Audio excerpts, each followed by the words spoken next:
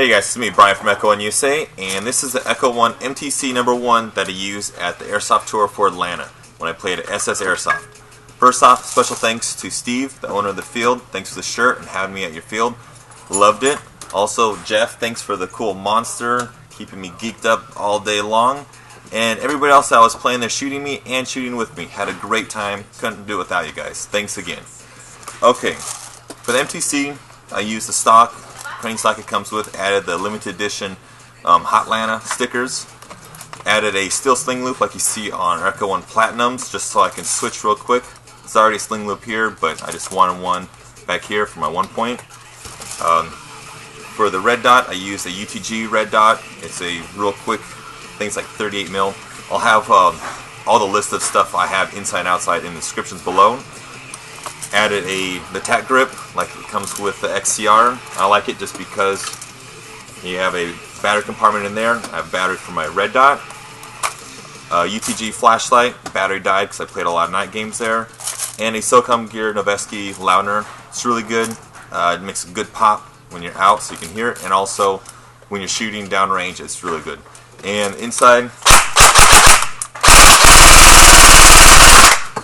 so great gun at this field. So let me go ahead and take it apart and show you what I did for the inside, because a lot of you guys are asking me during the staging areas. Okay, let me go ahead and take apart the MTC and show you what I did. There you go, kind of tight. The threads are 14 mil counterclockwise. In case you're curious, pop off this pin, comes out. When it slides forward, that side, don't lose the pin. Okay. MadBull pin, pop that out. Bam. Okay. You have 1, 2, 3 screws. If you have any other questions, check out the Echo1 website. You're going to see the 2 tech support videos where I take my time and take it apart and explain. This video I'm just basically going to show you what I did to mine. You know, I'm not saying this is like the best setup, but I'm just saying I had fun with it. I'm not going for like the crazy rate of fire. You know, I just want something that's reliable and works, but a little better than stock. So this worked great for me all day with 1 battery charge. Slide out the hop unit. I still have the stock MadBull colors. Yeah, blue still blue in there. Bam, stock barrel. Nothing crazy. Put that aside. Okay. Gently squeeze. Don't break these, just squeeze them, just barely. Pop them off. Okay, the Lipo I used was a Socom gear number 7. It's 11.1, 1000 milliamp. Fits perfect on either side. If you wanted to, you can run them on either side and switch halfway through the day if needed. Have a MOSFET wired in there. I used the M16 MOSFET system. Just rewired it. Good to go. Pop this off. Okay. Tape just to hold them in place. And let me go ahead and take it apart somewhat.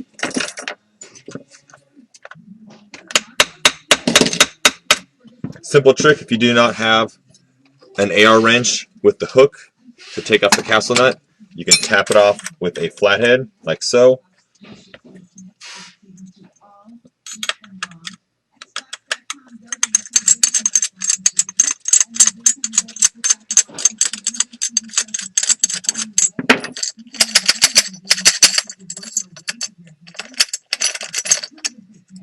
Come on, get. There you go. This part comes out, pop it aside. And there's buffer tube. The stock MTC comes with a plastic stock plate. I just put on the metal steel one. Good to go. Okay. Take off the little 1.5 right here. Put that aside. Get a punch.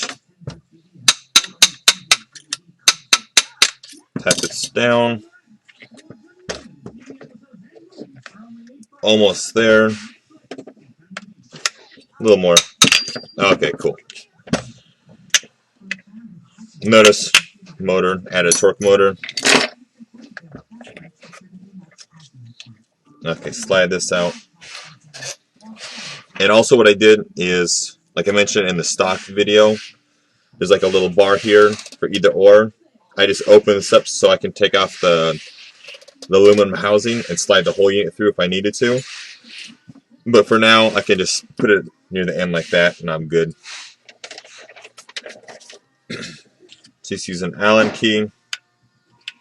Take out this back Allen.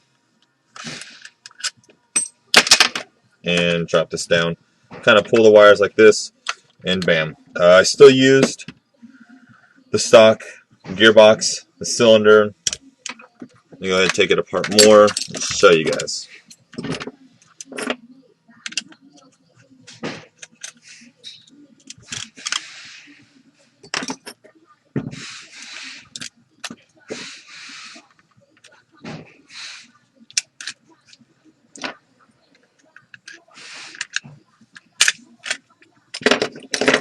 Okay. On this side, you're going to see 8mm bearings. I replaced the stock bearings with modified ceramic bearings. And also, please note, all the gearbox internals that I added will be listed in the bottom of the description. You have to check with your local store, though. I'm not going to put direct links to a certain store because that's unfair. So you have to check with your local store. Support your local store. Check with SS Airsoft. They might have it. Okay. You go ahead and take this apart.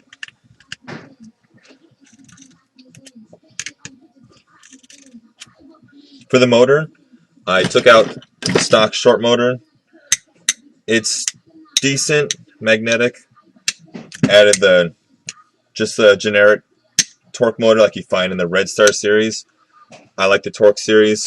Speed motors are good, but I just like the torque, so that's what I went with. Don't have to go crazy. Okay, slap the top plate and pull reversal latch. Okay. Okay, out. Okay, nothing crazy on the inside. Slight polish here, just a little. Modify spring guide. Added a MadBull 120 spring. The FPS I got before I shut up to SS field was about 380. Probably settled like around 360, 370. No problems with range or punch, and people calling it just because, you know, 360, 380 is happy medium. It's good for rate of fire and range, so I liked it. It was great, and you don't have to have 400 FPS to really hurt people, so it worked great for me. Okay, I used a modified ultra piston. I like them. And the plastic does get chewed a smidge, but it doesn't break like a metal. And then you have the last part that's steel. Added a spacer for AOE. This is the new Echo Max series for the piston head. It's aluminum, super sturdy.